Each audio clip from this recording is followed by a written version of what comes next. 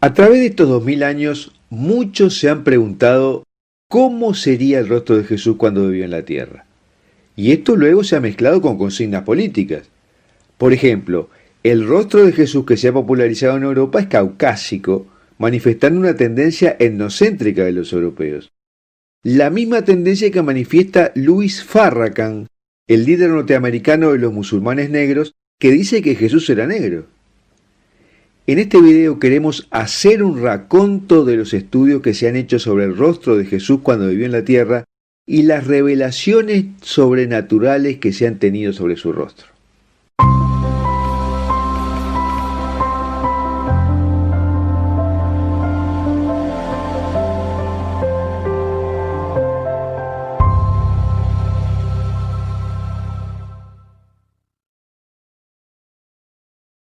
Jesucristo y la Virgen María se han aparecido en la tierra muchas veces, pero no podemos estar seguros de que los videntes hayan visto el rostro que llevaron cuando vivieron en la tierra. Esto es más claro en el caso de la Santísima Virgen, que se ha estado apareciendo con una fisonomía del lugar donde se aparece, para establecer una relación de familiaridad. Así, Nuestra Señora de Guadalupe tiene rasgos indígenas. En las apariciones europeas de María presenta una tez blanca, y en las apariciones de Quibeo en Ruanda, por ejemplo, su tez es morena. Pero en otros casos ha sugerido que su apariencia física fue la que tuvo en la tierra. Y a raíz de esto realizamos un video sobre cómo sería el rostro de la Santísima Virgen, cuyo link te dejo en la descripción de este video en YouTube. Y en el caso de Jesucristo han sido varias las tentativas en la historia de desentrañar su verdadero rostro. A veces han sido por revelaciones, a veces por milagros, y a veces por ensayos fotográficos a partir de lo que parece lo más probable, que es el rostro estampado en la sábana santa, o simplemente tomando en cuenta cómo hubiera sido si fuera un típico habitante del primer siglo en el Medio Oriente. Un caso de revelación es el de Santa Faustina Kowalska, a la que Jesucristo se le apareció y le pidió que hiciera un retrato tal como él se estaba apareciendo, y luego se lo destinara a la adoración. Y en 1934 el padre Sopoco, confesor de Faustina, hizo el encargo al pintor Eugeniusz Kazimierowski para que lo realizara bajo la dirección de Santa Faustina. Y luego, en 1943, ya fallecida Sor Faustina, el pintor Adolfo Haila regaló como ex voto a las Hermanas de la Madre de Dios de la Misericordia en Polonia un cuadro de Jesús de la Misericordia interpretando la imagen dictada por Faustina, aunque sus rasgos son bastante diferentes. Y esta última imagen es la que se identifica más hoy con el Jesús de la Misericordia, y fue la que con su fama protegió del régimen comunista a la imagen que pintó Kazimierowski. Por otro lado, muchos de los que han tenido una experiencia cercana a la muerte han visto a Jesús y han hablado de su apariencia física. Uno de ellos es el niño Colton Burpo de Nebraska, que tenía 4 años cuando tuvo una experiencia cercana a la muerte y vio en el cielo a diversos personajes bíblicos, ángeles, a Jesucristo e incluso a la Virgen María de pie junto a Jesús. Y él lo describe como de pelo castaño, barba castaña, una sonrisa muy brillante y ojos que eran de un hermoso azul de mar. Pero un tiempo después, cuando ya Colton Burpo tenía 19 años, se hizo famosa una pintura de Jesús titulada Príncipe de la Paz de Akiane Kamarik, quien afirma que Dios comenzó a hablar con ella a través de visiones vívidas desde cuando tenía solo 4 años de edad. Curiosamente la edad en la que Colton Burpo vio a Jesús. Y cuando él vio esta pintura dijo, por fin encontraron la pintura correcta. Y ambos adolescentes nunca se conocieron. Sobre Colton Burpo se hizo una película famosa. Pero también tenemos el rostro de Jesús por reconstrucciones científicas. En el 2015 se hizo famosa una imagen de investigadores forenses policiales italianos que se basaron en la sábana santa de Turín. La policía generó un fotoajuste de la imagen de la cara negativa impresa en el famoso síndone. Y a continuación utilizaron un proceso de envejecimiento invertido que incluía la reducción del tamaño de la mandíbula, el aumento de la barbilla y otras técnicas para producir la imagen del joven Jesús. Pero desde antes ya habían circulado reconstrucciones del rostro de Jesús directamente a partir de la sábana santa. El más famoso es el que reconstruyó por computadora la NASA. Recordemos que la sábana santa de Turín o síndone se cree que podría haber sido la mortaja que envolvió a Jesús cuando lo enterraron, aunque la iglesia no lo ha confirmado aún. Y por un fenómeno misterioso ha quedado estampado en el tejido como en negativo la imagen de ese hombre muerto, que se supone que es Jesucristo, porque tiene las heridas de la flagelación que se menciona en la Biblia. Sobre esto hemos realizado algunos videos de los cuales te dejo el link en la descripción de este video en YouTube. También Richard Neve, artista médico retirado de la Universidad de Manchester, que había hecho la reconstrucción del rostro de varios personajes históricos como Alejandro Magno, recreó el rostro de Jesús utilizando técnicas forenses. Utilizó antiguas representaciones artísticas de yacimientos arqueológicos de la zona para establecer el color de pelo y de la piel más habituales, llegando a la conclusión que Jesús tendría la piel oscura, de tonalidad aceitunada, con barba espesa y pelo corto. Los registros arqueológicos le demostraron además que la complexión media de un varón semita de hace 2000 años era de aproximadamente 1,5 metros y pesaba 50 kilos. La reconstrucción de Richard Neve dista mucho de lo que estamos acostumbrados a ver. Y el fotógrafo Bas Uterwijk, radicado en Ámsterdam, experto en generación de imágenes por computadora, para hacer retratos en los que recrea los rostros de personajes históricos, generó un posible rostro de Jesús últimamente. El objetivo de Uterwijk era contrastar varias representaciones culturales de Jesucristo para crear una imagen coherente con el contexto en el que había vivido. Por ello utilizó la sábana santa de Turín y la pintura de Leonardo da Vinci Salvator Mundi y las modificó dándole rasgos más convincentes del Medio Oriente. El retrato de Uterwijk también dista de los que estamos acostumbrados a ver de Jesucristo. Y finalmente llegamos a la imagen de Jesús revelada en las apariciones de Gimigliano en la década de 1980 en Italia. El rostro de Jesús fue revelado por la foto tomada por un vidente con una cámara Polaroid desde el santuario a un punto luminoso en la cruz de hierro colocada en la cima de la montaña de la Ascensión el 4 de febrero de 1988 a las 11:45. Desde años antes Nuestra Señora había dado allí mensajes premonitorios sugiriendo mirar hacia el cielo, diciendo que ahí habría muchos signos. Y consciente de las exhortaciones de María de observar las señales del cielo, el vidente sigue un misterioso impulso, que le mueve a tomar con una Polaroid imágenes a un palpitante punto luminoso en el cielo en dirección a la montaña de la Ascensión, y captura la imagen de lo que sería el santo rostro de Jesús. Y el 29 de junio de 1989, un mensaje celestial dado a otro instrumento del lugar dijo: «Esta cara es la carne, los huesos y la sangre de Jesús.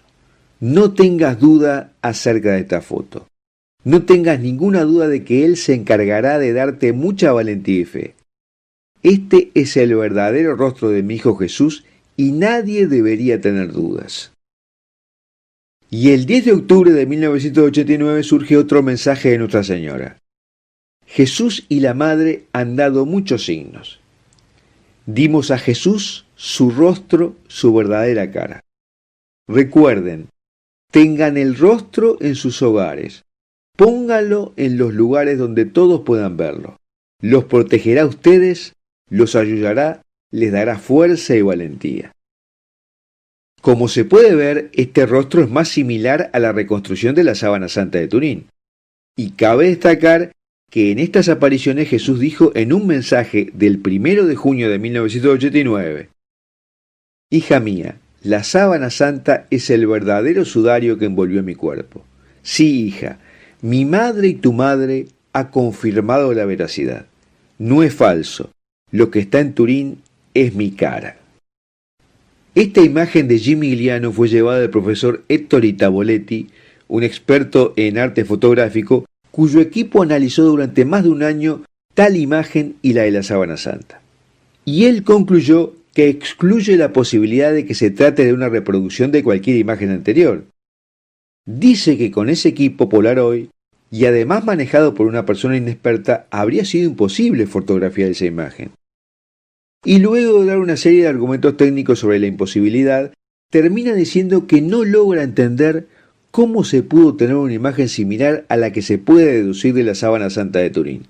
Y dice que no le corresponde a él decir si se trata de un milagro, pero él sí puede decir que se trata de una foto auténtica y original. Bueno, hasta aquí lo que te quería contar de los diferentes intentos de reproducir el rostro de Jesús. Y me gustaría preguntarte, ¿cuál es tu opinión sobre los distintos rostros que te presentamos en este estudio? Las manifestaciones de milagros del sol danzando en lugares de apariciones marianas es un clásico que comenzó en Fátima el 13 de octubre de 1917. Es tan masivo en los lugares de apariciones que muchas veces nos reparamos en su significado más profundo. En este video hablaremos sobre las razones que tendría el cielo para producir milagros de la danza del sol en los lugares de apariciones marianas.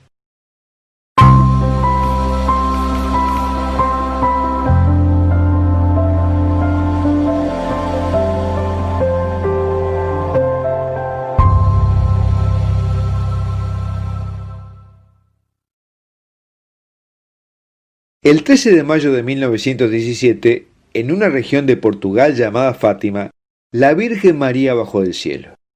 Durante varios meses se siguió manifestando a 3 pastorcitos, Jacinta, Francisco y Lucía. Algunos no creían y los persiguieron para que desmintieran su relato.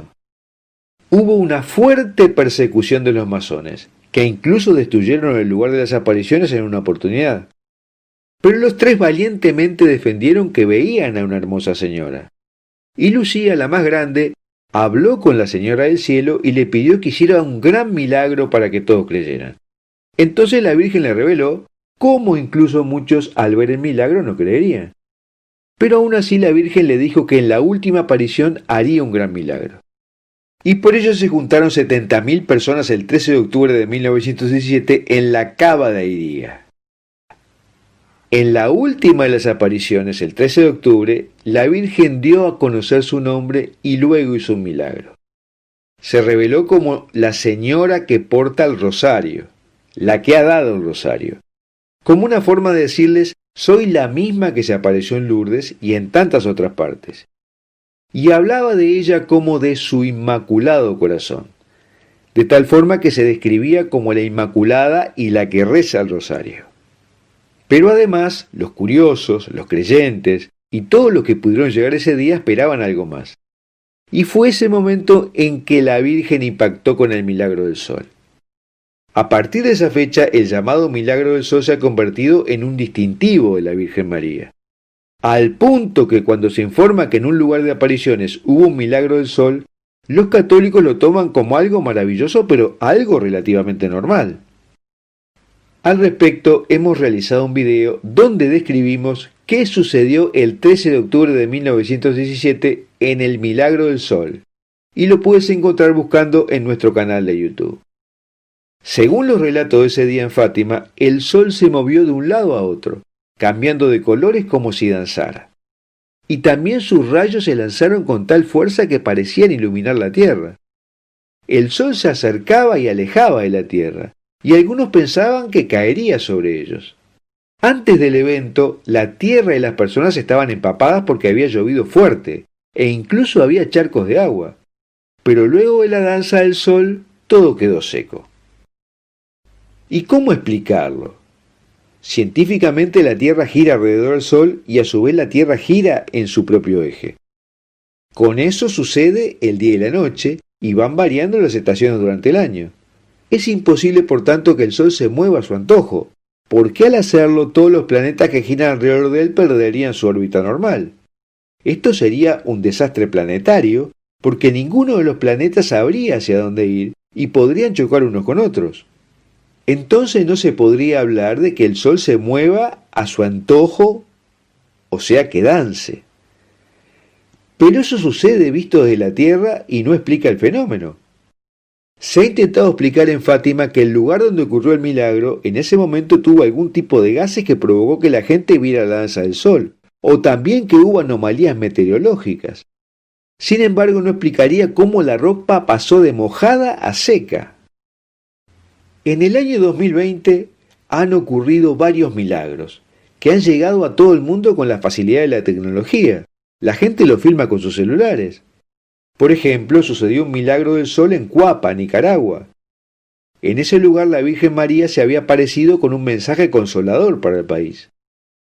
La Iglesia reconoce que estas apariciones no vienen del demonio o de la sugestión del vidente y que no contienen nada en contra de la fe.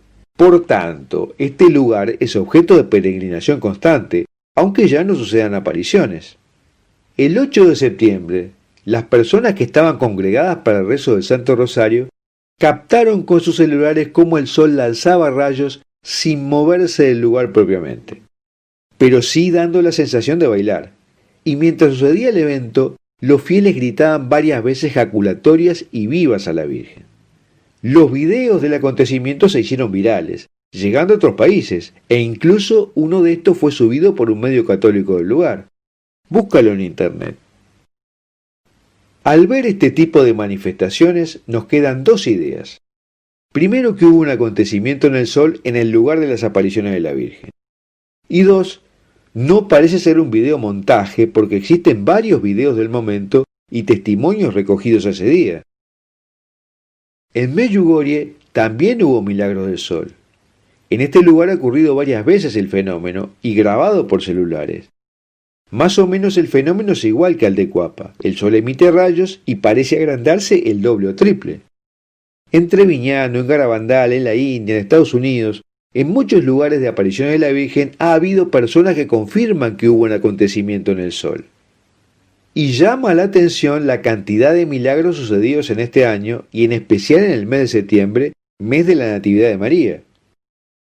Y los escépticos pueden preguntarse con legitimidad, ¿son estos mensajes de la Virgen o elucubraciones de personas? Para reconocer si la Virgen ha dejado estos mensajes, es importante anotar que las personas no busquen fama, que haya testimonio de gente que luego del milagro cambiaron de vida, o que no buscan enriquecerse, etc. Pero no bien que esto se estudia, tales manifestaciones deben tomarse como un hecho que sobrepasa el momento y el lugar. El milagro del sol, aunque se lo asocia a la Virgen, su objetivo va más allá. Tiene otros significados que exceden al lugar de la aparición donde sucede. Un primer significado es que Dios es más grande que todo lo que conocemos, más grande que el sol y que las leyes naturales que gobiernan los movimientos del sol, por lo que lo puede hacer mover a su antojo cuando tiene un interés especial. En segundo lugar, nos hace comprender que ahora tiene un interés especial. Él está haciendo el milagro para nuestro bien, para indicarnos algo. El mensaje es que prestemos atención a lo que está sucediendo ahí, abajo en la tierra, que Él está señalando con un milagro desde el cielo. Es como una flecha apuntada a ese lugar físico de la aparición, pero además apuntada a lo que Nuestra Señora está haciendo en ese lugar. O sea, que las manifestaciones en el sol en los lugares de apariciones marianas están indicando que son del cielo donde habita el sol, producidas para ese lugar en la tierra donde está sucediendo también algo milagroso. En tercer lugar, el milagro del sol nos está diciendo también que debemos confiar en María y en los mensajes que está dando en ese lugar. O sea que el milagro del sol es un llamado de atención al contenido de las expresiones que Nuestra Señora está haciendo allí. Y el señalamiento es que son confiables porque tienen el aval y el peso de Dios detrás suyo. Y por lo tanto hay que seguir las recomendaciones de los mensajes que suceden allí, que generalmente recuerdan que la humanidad debe creer y confiar en Dios, rezar, especialmente el rosario, arrepentirse, enmendar su vida, convertirse. En cuarto lugar, cuando suceden momentos de conflictos y tribulaciones, da la esperanza de que la Virgen no ha abandonado a sus hijos, y que aunque haya una pandemia, la Virgen está con nosotros. Es un mensaje de consuelo de que el cielo está presente y se conmueve ante lo que están pasando los seres humanos en la tierra. Y es un consuelo que alimenta la fe de los presentes, así como de quienes oyen hablar del milagro. En quinto lugar, el que dance el astro rey es un anticipo del futuro. Recuerda que la Inmaculada por fin triunfará porque ella lo dijo en Fátima, donde se produjo el primer milagro del sol. La Virgen triunfará totalmente y su victoria cercana la está manifestando el sol, que anuncia su triunfo. Y ahora es cada vez más repetitivo, porque ella quiere que sepamos que es necesario el cambio de vida y que está ya cerca su triunfo. No sabemos cuándo sucederá, pero ciertamente que haya más de estos milagros del sol es porque su victoria ya está cercana.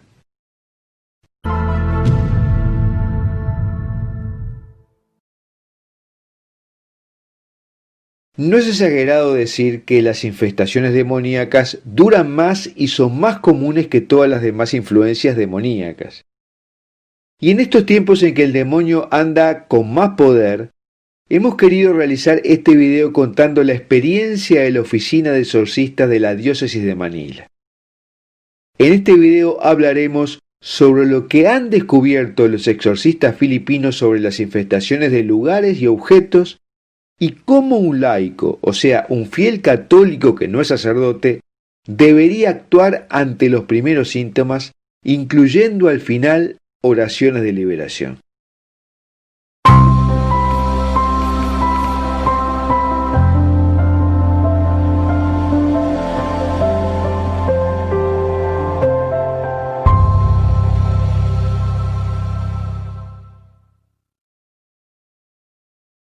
Hay al menos 4 objetivos conocidos de infestaciones demoníacas: personas, animales, lugares y objetos.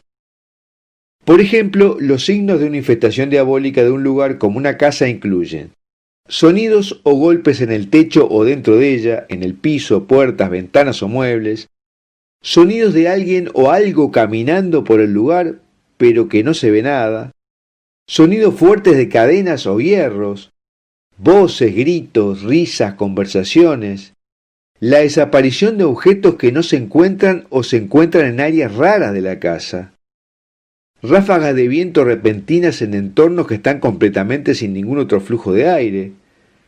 Las mascotas de repente se aterrorizan y huyen sin explicación alguna. En fin, estas cosas pueden ser más o menos permanentes o intermitentes.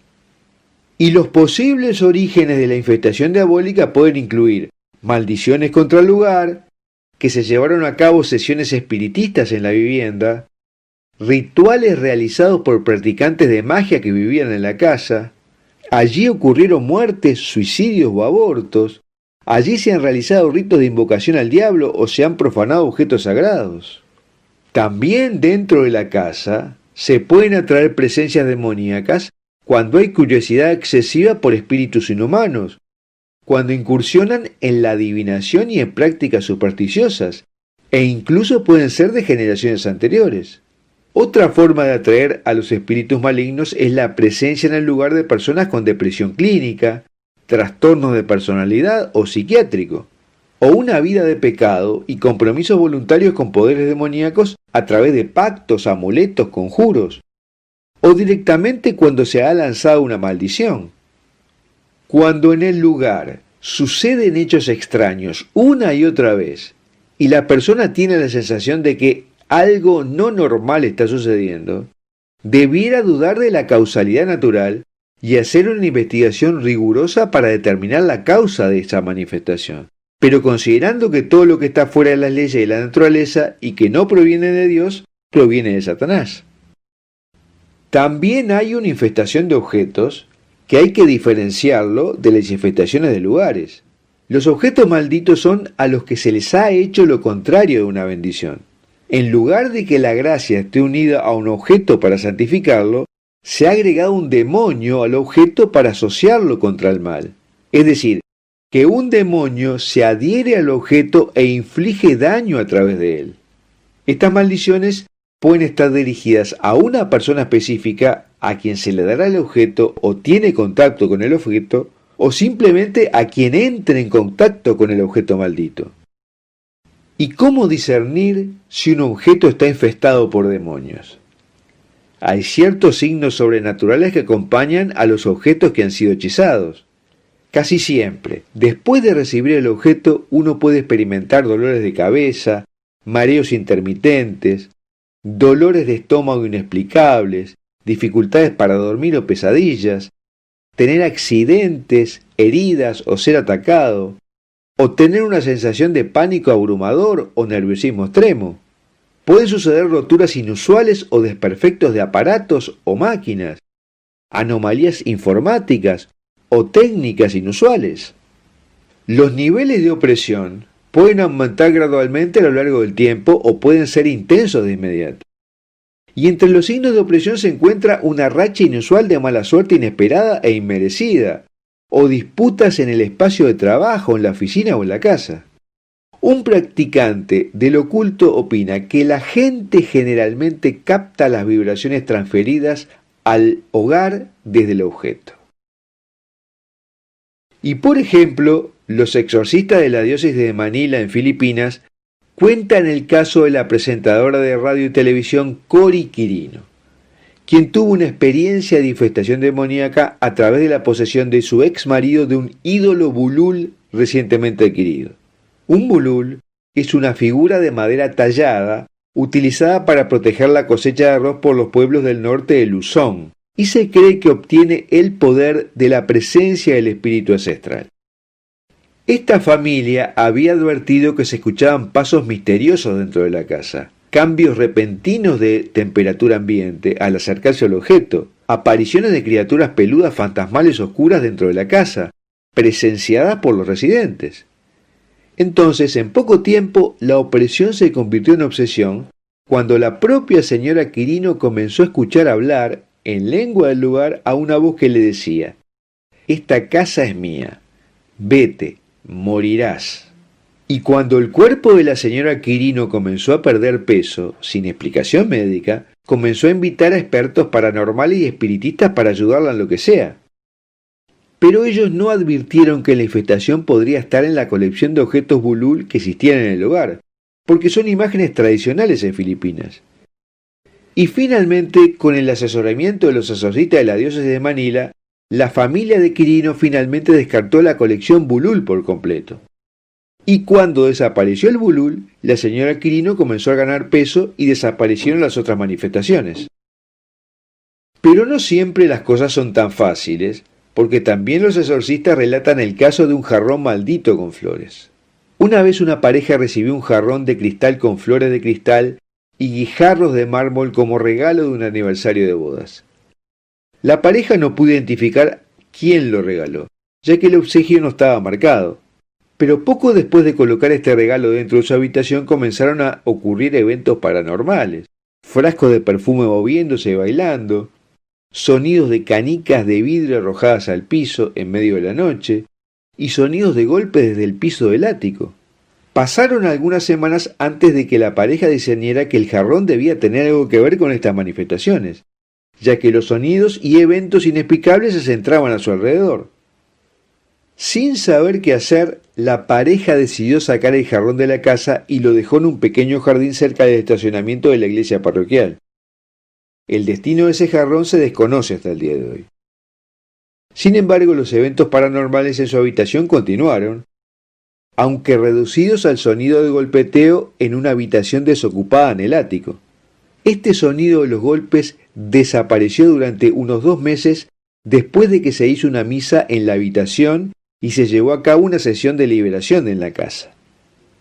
Pero el golpeteo regresó después de un par de meses y esta vez con movimientos perceptibles en la parte superior del techo. Por segunda vez se dijeron oraciones de liberación y luego hubo paz y tranquilidad. Pero después de un tiempo volvieron los ruidos extraños. Y después de 1 año y medio la familia se mudó a una nueva casa. Pero la pareja volvió a llamar al equipo de liberación, ya que los golpes parecían haberlo seguido a la nueva casa. Solo que esta vez los golpes venían del exterior del panel de la ventana de vidrio de la habitación en el segundo piso. De modo que ha sido un misterio incluso para los exorcistas cómo el demonio salió del jarrón y siguió acompañando a la familia produciendo trastornos. Entonces, ¿cuál es la enseñanza que nos debe dejar este video?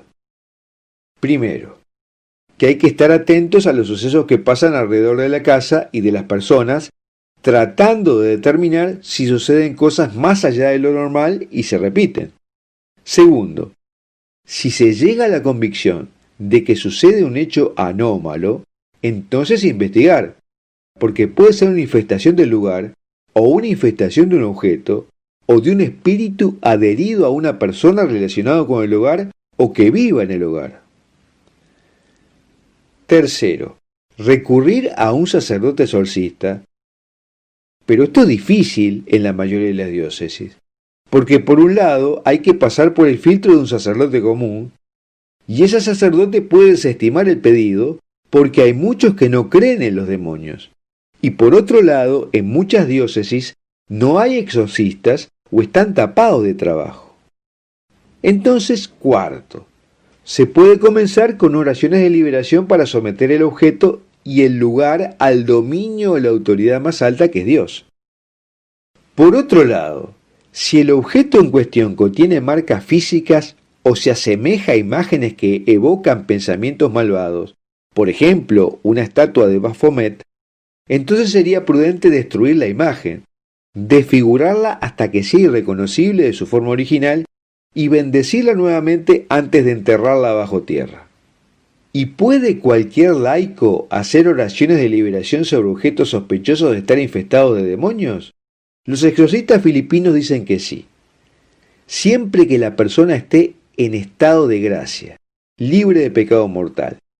Que la persona que haga estas oraciones de liberación sintonice con la iglesia, con su mente y el corazón, y que el modo de oración sea suplicante y no imperativo.